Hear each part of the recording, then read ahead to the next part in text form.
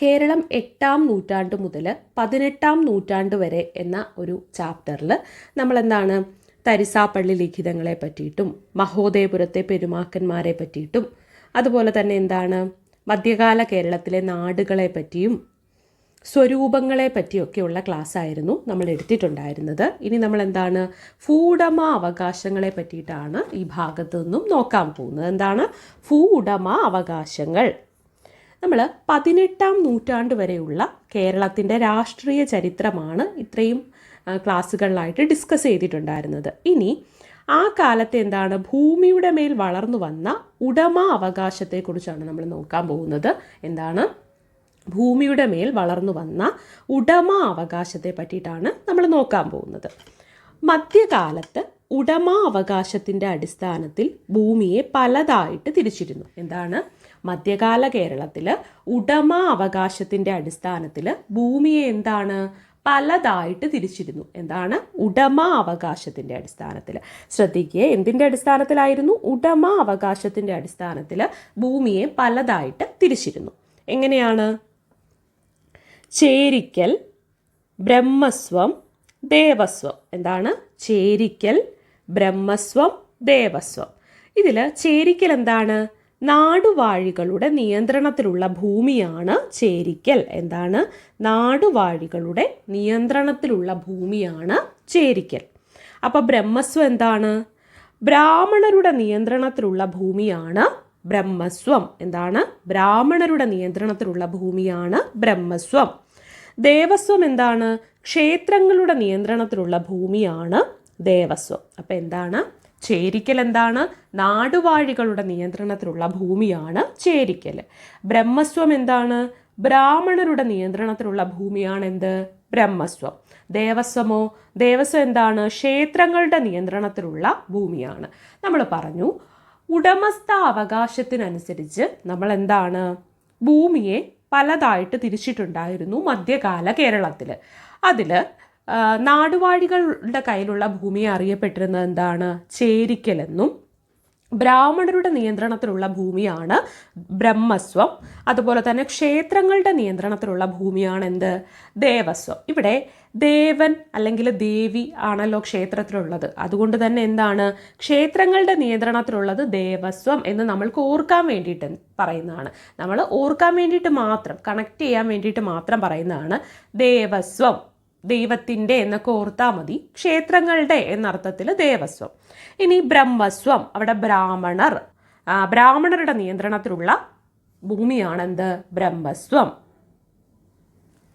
പിന്നെ നാടുവാഴികളുടെ നിയന്ത്രണത്തിലുള്ള ഭൂമിയാണെന്ത്? ചേരിക്കൽ എന്ന് പറയുന്നത് നാടുവാഴികളുടെ നിയന്ത്രണത്തിലുള്ള ഭൂമിയാണ്. അപ്പം എന്തൊക്കെയാണ്? നാടുവാഴികളുടെ നിയന്ത്രണത്തിലുള്ള ഭൂമിയാണ് ചേരിക്കൽ, ബ്രാഹ്മണരുടെ നിയന്ത്രണത്തിലുള്ള ഭൂമിയാണ് ബ്രഹ്മസ്വം, ക്ഷേത്രങ്ങളുടെ നിയന്ത്രണത്തിലുള്ള ഭൂമിയാണ് ദേവസ്വം. അത്രയും കാര്യങ്ങൾ മനസ്സിലായല്ലോ. ദേവസ്വം ഭൂമിയുടെ അവകാശികൾ ഊരാളർ എന്നറിയപ്പെട്ടു. ദേവസ്വം ഭൂമിയുടെ അവകാശികൾ എങ്ങനെയാണ് അറിയപ്പെട്ടത്?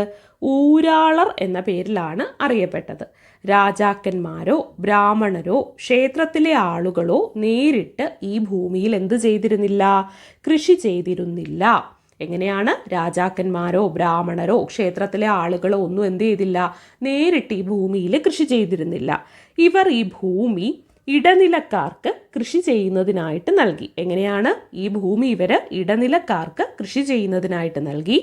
അവർ കാരാളർ എന്നറിയപ്പെട്ടു. എങ്ങനെയാണ് അറിയപ്പെട്ടത്? കാരാളർ എന്നാണ് അവരെ അറിയപ്പെട്ടത്.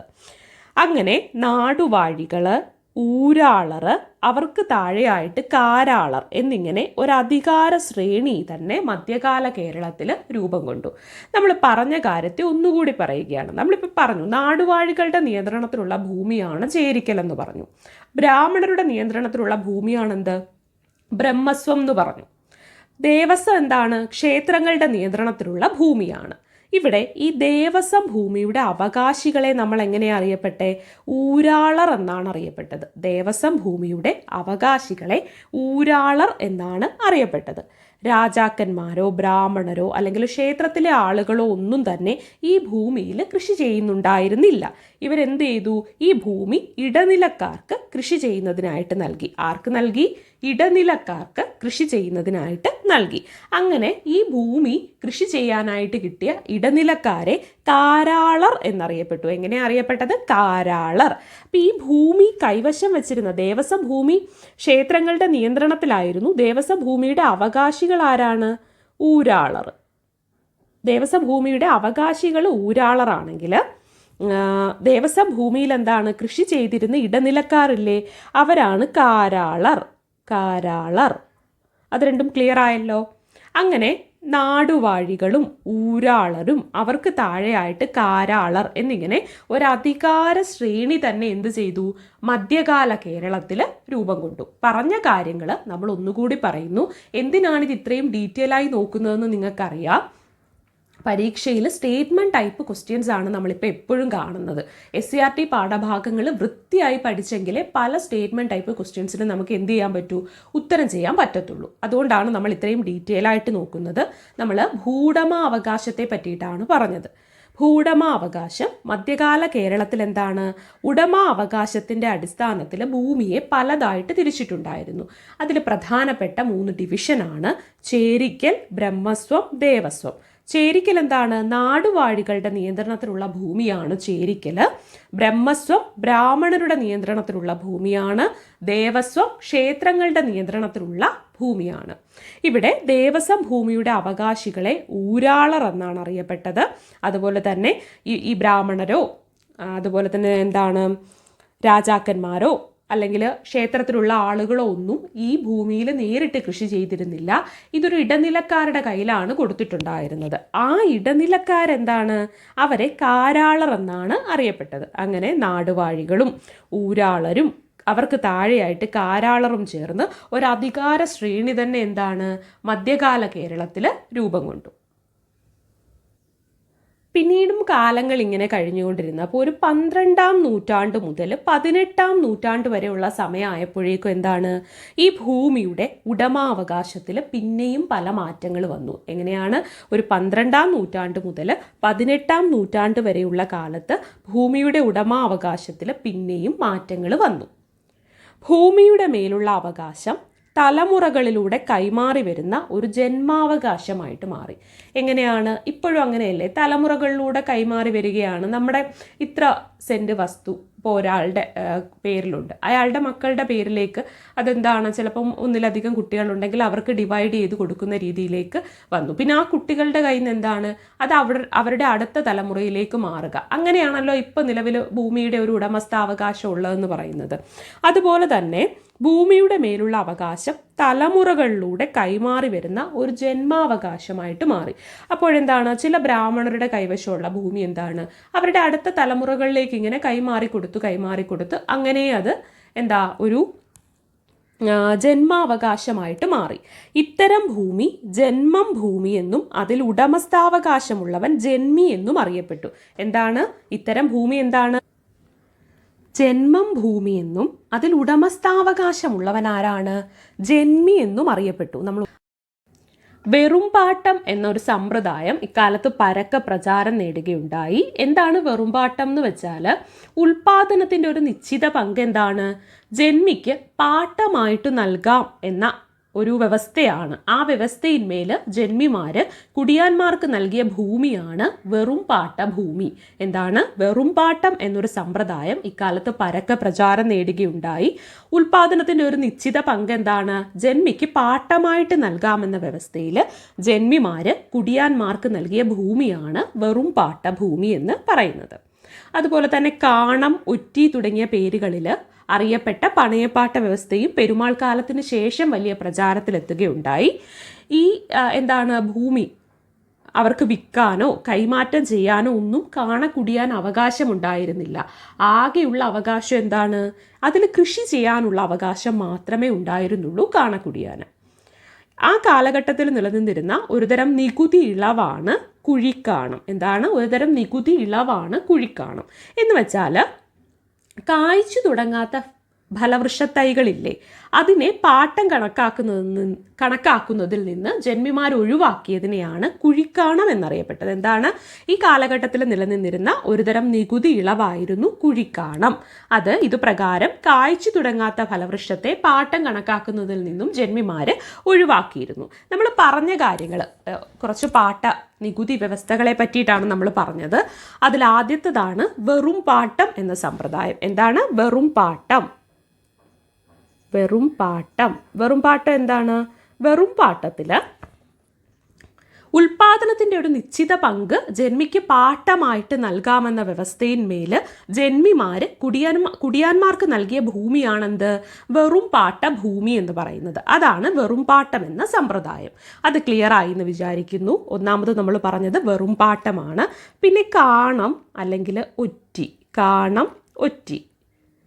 ഇതും എന്താണ്? പണയപ്പാട്ട വ്യവസ്ഥയാണ്. ഈ കാലത്ത് നിലനിന്നിരുന്ന 2 പണയപ്പാട്ട വ്യവസ്ഥയാണ് കാണം, ഒറ്റി. അതുപോലെ തന്നെ കാണക്കുടിയാൻ എന്താ? ഈ ഭൂമിയിന്മേൽ യാതൊരു അവകാശവും ഉണ്ടായിരുന്നില്ല. അവൻ അവിടെ ആകെ എന്താണ്? കൃഷി ചെയ്യാനുള്ള അവകാശമേ ഉണ്ടായിരുന്നുള്ളൂ. അല്ലാതെ ഈ ഭൂമി വിൽക്കാനോ അല്ലെങ്കിൽ പണയം വെക്കാനോ ഒന്നുമുള്ള അവകാശം കാണക്കുടിയാന് ഉണ്ടായിരുന്നില്ല. അതുപോലെ തന്നെ ഈ കാലത്ത് നിലനിന്നിട്ടുള്ള ഒരു നികുതി ഇളവാണ് കുഴിക്കാണം. എന്താണ്? കുഴിക്കാണം. ഒരു നികുതി ഇളവാണിത് കേട്ടോ, കുഴിക്കാണം പറയുന്നത് എന്താണ്?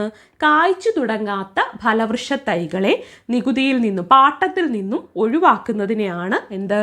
കുഴിക്കാണം എന്ന് പറയുന്നത്. ജന്മി എന്ത് ചെയ്യും? കായ്ച്ചു തുടങ്ങാത്ത ഫലവൃക്ഷ തൈകളെ നികുതിയിൽ നിന്നും ഒഴിവാക്കി കൊടുക്കും. അതാണ് കുഴിക്കാണം എന്ന് പറയുന്നത്. പാട്ടത്തിൽ നിന്നും ഒഴിവാക്കി കൊടുക്കും. അതാണ് കുഴിക്കാണം. 18-ാം നൂറ്റാണ്ടിൻ്റെ 2ാം പകുതിയിലാണ് ഭൂമി അളന്ന് തിട്ടപ്പെടുത്തിയത്. എന്താണ്? മലബാർ ഇക്കാലത്ത് മൈസൂർ സുൽത്താൻമാരുടെ കീഴിലായിരുന്നു. ഭൂമിയിലെ മൊത്തം ഉൽപാദനം കണക്കാക്കി അതിൻ്റെ നിശ്ചിത ഭാഗം നികുതിയായി പിരിച്ചെടുക്കുന്ന സമ്പ്രദായമാണ് മൈസൂർ സുൽത്താൻമാർ സ്വീകരിച്ചത്. അപ്പോൾ 18-ാം നൂറ്റാണ്ടിൻ്റെ 2ാം പകുതി, 18-ാം നൂറ്റാണ്ടിൻ്റെ ഒരു സെക്കൻഡ് പാർട്ടൊക്കെ ആയപ്പോൾ, 2ാം പകുതിയൊക്കെ ആയപ്പോഴേക്കും എന്താണ്? ഭൂമി കൃത്യമായിട്ട് അളന്ന് തിട്ടപ്പെടുത്തിയിട്ട് എന്താണ്? അതിലെ ഉൽപാദനമൊക്കെ കണക്കാക്കി നിശ്ചിത ഭാഗം നികുതിയായിട്ട് പിരിച്ചെടുക്കുന്ന സമ്പ്രദായമാണ് മൈസൂർ സുൽത്താൻമാർ സ്വീകരിച്ചത്. ഈ ഒരു സമയത്ത് മലബാർ മൈസൂർ സുൽത്താൻമാരുടെ കീഴിലായിരുന്നു. പിന്നീട് ബ്രിട്ടീഷുകാരെന്താണ്? ഭൂസർവേ നടത്തി ഓരോ ഭൂമിയെയും ഏക്കർ, സെൻറ്റ് എന്നിവ തിരിച്ച് സർവേ നമ്പർ കൊടുത്ത് എന്ത് ചെയ്തു? രേഖപ്പെടുത്തി. അപ്പോൾ ആ ഒരു നമ്മൾ ഈ ഏക്കർ, സെൻറ്റ് അതുപോലെ തിരിക്കുക, സർവേ നമ്പർ കൊടുക്കുക, ആ ഒരു സമയത്തേക്ക് എത്തപ്പെട്ടത് എങ്ങനെയാണെന്ന് മനസ്സിലായില്ലേ? ആദ്യ കാലഘട്ടത്തിൽ എന്തായിരുന്നു? ആരുടെയൊക്കെ കൈകളിലായിരുന്നു ഭൂമിയുടെ അവകാശം? അതിനനുസരിച്ച് ആ ഭൂമിയെ അറിയപ്പെട്ട പേരുകൾ നമ്മൾ പറഞ്ഞു. ദേവസ്വവും ബ്രഹ്മസ്വവും ഒക്കെ നമ്മൾ പറഞ്ഞു. അത് കഴിഞ്ഞ് എന്താണ്? 18-ാം നൂറ്റാണ്ടിൻ്റെ ഒരു 2ാം പകുതിയൊക്കെ ആയപ്പോഴേക്കാണ് കൃത്യമായിട്ട് ഭൂമി അളന്ന് തിരിക്കാനൊക്കെ തുടങ്ങിയത്, തിട്ടപ്പെടുത്താനൊക്കെ തുടങ്ങിയത്. ആ സമയത്താണ് എന്ത്? മലബാർ ആരുടെ കീഴിലായിരുന്നു? മൈസൂർ സുൽത്താൻമാരുടെ കീഴിലായിരുന്നു. കൃഷിഭൂമിയുടെ മൊത്തം ഉൽപാദനമൊക്കെ കണക്കാക്കി അതിൻ്റെ നിശ്ചിത ഭാഗം നികുതിയായിട്ട് പിരിച്ചെടുക്കുന്ന സമ്പ്രദായമാണ് മൈസൂർ സുൽത്താൻമാർ സ്വീകരിച്ചത്. അതിനുശേഷം ബ്രിട്ടീഷുകാർ വന്നതോടെ എന്താണ്? ബ്രിട്ടീഷുകാർ ഭൂസർവേ നടത്തി ഓരോ ഭൂമിയെയും ഏക്കർ, സെൻറ്റ് എന്നിങ്ങനെ തിരിച്ച് അതിനൊരു സർവേ നമ്പറൊക്കെ കൊടുത്ത് രേഖപ്പെടുത്തി. അങ്ങനെ കൊച്ചിയിലും തിരുവിതാംകൂറിലും സമാനമായ ഭൂസർവേകൾ നടന്നു. കൊച്ചിയിലേത് കേട്ടെഴുത്തെന്നും തിരുവിതാംകൂറിലേത് കണ്ടെഴുത്തെന്നും അറിയപ്പെട്ടു. അപ്പം എന്താണ്? ബ്രിട്ടീഷുകാരുടെ വരവോടെ ആദ്യം മലബാർ പ്രദേശത്ത് എന്താണ്? ഓരോ ഭൂമിയെയും ഏക്കർ, സെൻറ്റ് എന്നിങ്ങനെ അളന്ന് തിരിച്ച് ഒരു സർവേ നമ്പറൊക്കെ കൊടുത്തു രേഖപ്പെടുത്തി. പിന്നീട് ഇത് കൊച്ചിയിലേക്കും തിരുവിതാംകൂറിലേക്കും സമാനമായ എന്ന് വെച്ചാൽ ഇതുപോലെ തന്നെ എന്താണ്? ഭൂമി അളന്ന് തിട്ടപ്പെടുത്തി സർവേ നമ്പറൊക്കെ കൊടുക്കുന്ന ഒരു സമ്പ്രദായം വ്യാപിക്കാൻ തുടങ്ങി. അങ്ങനെ കൊച്ചിയിലും തിരുവിതാംകൂറിലും എന്താണ്? ഇത്തരം ഭൂസർവേകൾ നടന്നു. കൊച്ചിയിൽ നടന്ന ഇതിനെ എന്താണ്? കേട്ടെഴുത്ത് എന്നാണ് പറയുന്നത്. കൊച്ചി കേട്ടെഴുത്ത്, അങ്ങനെ ഒന്ന് കണക്ട് ചെയ്ത് വെച്ച് നോക്കിയാൽ മതി. കൊച്ചിയിൽ എന്താണ്? കൊച്ചിയിൽ കേട്ടെഴുത്ത്. തിരുവിതാംകൂറിലേത് എന്താണ്? തിരുവിതാംകൂറിലേത് അപ്പോൾ കണ്ടെഴുത്ത്. കൊച്ചിയിലേത് കേട്ടെഴുത്താണ്, അപ്പോൾ പിന്നെ തിരുവിതാംകൂറിലെ എന്താണ്? കണ്ടെഴുത്ത്.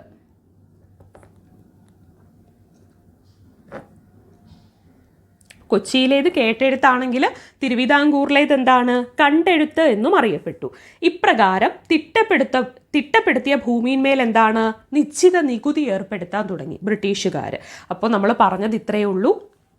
നമ്മൾ വെറുമ്പാട്ട സമ്പ്രദായം, കാണം, ഒറ്റി, കുഴിക്കാണം ഇതൊക്കെ എന്താണെന്ന് പറഞ്ഞു. അത് കഴിഞ്ഞ് നമ്മൾ പറയുന്നു 18-ാം നൂറ്റാണ്ടിൻ്റെ 2ാം പകുതിയൊക്കെ ആയപ്പോഴേക്കാണ് ഭൂമി അളന്ന് തിട്ടപ്പെടുത്തി തുടങ്ങിയത്. മലബാറിൽ ഇക്കാലത്ത് മൈസൂർ സുൽത്താൻമാരുടെ കീഴിലായിരുന്നു മലബാർ. അവിടെ എന്താണ് കൃഷിഭൂമിയിലെ മൊത്തം ഉൽപ്പാദനം കണക്കാക്കി അതിൻ്റെ നിശ്ചിത ഭാഗം നികുതിയായിട്ട് പിരിച്ചെടുക്കുന്ന സമ്പ്രദായമാണ് മൈസൂർ സുൽത്താൻമാർ സ്വീകരിച്ചത്. അതിനുശേഷം ബ്രിട്ടീഷുകാർ ഭൂസർവേ നടത്തി ഓരോ ഭൂമിയെയും ഏക്കർ, സെൻറ്റ് എന്നിങ്ങനെ തിരിച്ച് സർവേ നമ്പറൊക്കെ കൊടുത്ത് രേഖപ്പെടുത്തി. പിന്നീട് അത് കൊച്ചിയിലേക്കും തിരുവിതാംകൂറിലേക്കും സമാനമായിട്ടുള്ള ഭൂസർവേകൾ നടന്നു.